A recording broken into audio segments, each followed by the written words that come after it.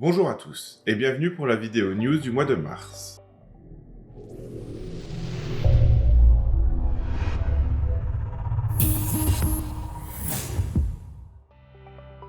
On va commencer par une mauvaise nouvelle pour les adorateurs des moteurs thermiques. Stellantis a annoncé 100% de ses ventes seraient en électrique d'ici 2030. Ce qui impactera bien sûr Peugeot. D'ici 8 ans, nous aurons donc plus le choix que d'acheter des véhicules électriques. À côté de ça, Peugeot a décidé de se lancer au Pakistan. Le premier modèle à être vendu au Pakistan sera le 2008, qui sera produit localement, que ce soit en électrique ou en thermique. Faisons un petit point sur Rétromobile 2022. Peugeot n'y était pas présent, ni l'aventure Peugeot, mais de nombreux clubs étaient là pour représenter la marque. L'Amicale 204-304, l'Amicale des 504, le club des 104 Peugeot, le club des 404 et le club des 504. À propos de la vente arcuriale. Une 402 Eclipse coupé cabriolet transformable fut vendue à 210 984 €. Une 205 GTI 1.9 de 1991 avec 14 500 km d'origine et un seul propriétaire a été vendue à la somme astronomique de 48 872 €. La cote ne cesse de grimper pour cette 205 GTI. On ne sait pas où elle va s'arrêter. La 908 qui était à vendre n'a pas trouvé d'acheteur.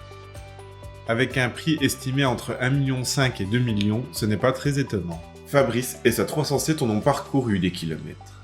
Équipée du 1,6 litre 90 chevaux, cette 307 va bientôt passer le million de kilomètres.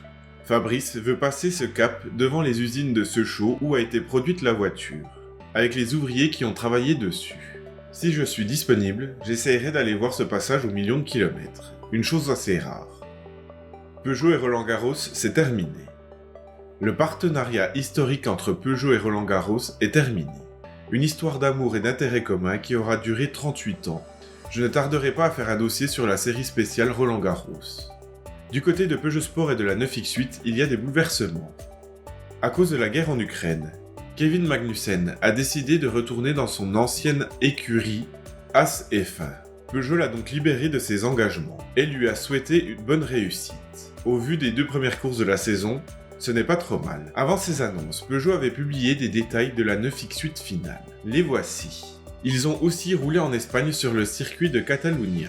Je rappelle que Peugeot Sport ne sera pas présent au Mans, et que l'engagement devrait arriver cet été. Avant de passer au tournoi et à la 408, on va faire un point sur les autres entreprises Peugeot. Du côté des cycles, les scooters Peugeot Django Shadow arrivent en 125 cm3 et 50 cm3. Inspiré des scooters S55 et S57 des années 1950, le Peugeot Django arrive dans une déclinaison Shadow. Le scooter look néo-rétro ajoute une touche aventure green à sa gamme. J'aime beaucoup le style et la couleur. Comme je vous en parlais le mois dernier, Peugeot Fer Industrie a acquis Tivoli. Ils viennent de prendre 70% du capital. Ils sont ainsi l'actionnaire principal. La firme Tivoli a employé 600 salariés avec un résultat net de 3 millions d'euros. Passons maintenant au tournoi qui aura lieu à partir de jeudi. Vous avez choisi, sur Instagram et YouTube, le tournoi des sportifs de série de chez Peugeot. Nous avons donc 32 participantes.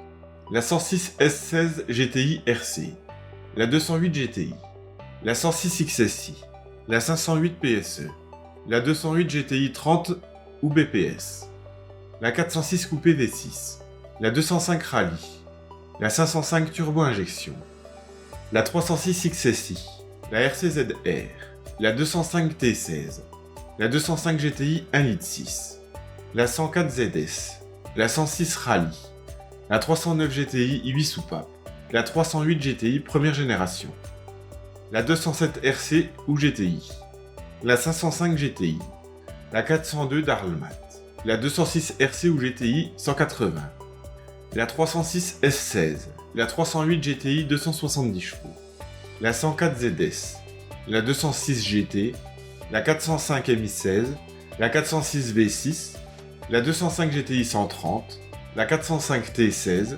la 407 GT, la 309 GTI 16, la 307 XSI et la 205 GTI ou S16. Le tournoi aura lieu à partir de demain sur Instagram et sur YouTube. On va faire un petit point sur les nouveautés qui vont arriver cette année. Avant de passer à la 408, parlons des restylages. Automoto s'est amusé à imaginer la nouvelle 508 restylée, le Boxer restylé, ainsi que le Rifter restylé. Ils ont tous la nouvelle calandre avec le nouveau logo du lion. Passons maintenant à la 408. J'avais dit que des Spy Shirts n'allaient pas tarder, et je ne me suis pas trompé. Un mulet a été aperçu dans les pays scandinaves. Cette 308 SW rallongée m'a permis de calculer à peu près le nouvel empattement de cette 408. Ainsi, avec environ 5 cm de plus qu'une 308 SW, l'empattement arrive à 2,78 m. Ce n'est vraiment pas loin de la C5X, avec ses 2,78,5 m. Et la 408 a été vue sous tous les angles. L'avant a été légèrement retravaillé par rapport à la 308. La calandre semble plus fine, mais là où on voit le plus gros du travail est sur le profil. Avec le nouvel empattement, on peut la comparer aux autres modèles du lion. Ainsi, la 408 aura 5 cm de plus sur l'empattement que la 308 SW de 3ème génération, ce qui fait qu'elle sera à peine plus longue. On peut même la comparer à la 5008. Elle devrait faire à peu près la même longueur que le mastodonte de chez Peugeot. Peut-être plus d'habitabilité. Le coffre devrait garder le même volume que la 308 SW, à cause de la pente de toit beaucoup plus prononcée. Elle devrait presque atteindre les dimensions de la 508, avec une garde au sol un peu plus haute. Le rendu qui est pour moi le plus réussi est celui de Automoto. Le mois de juin arrive bientôt, et ainsi la présentation de cette 408. Même si je ne serai pas acheteur, j'ai quand même hâte de voir ce que Peugeot va présenter. Bon, au montage, je me suis rendu compte que j'avais oublié de parler de la 408 chinoise. Une voiture camouflée a été surprise dans les rues. Et là, c'est vraiment une berline typique. Je pense qu'elle sera présentée cette année aussi. Merci d'avoir regardé la vidéo. N'oubliez pas dès demain le tournoi des sportifs sur Instagram et sur YouTube. La vidéo arrivera mercredi prochain. N'oubliez pas de partager, vous abonner et mettre un pouce bleu. On se retrouve la semaine prochaine. À plus!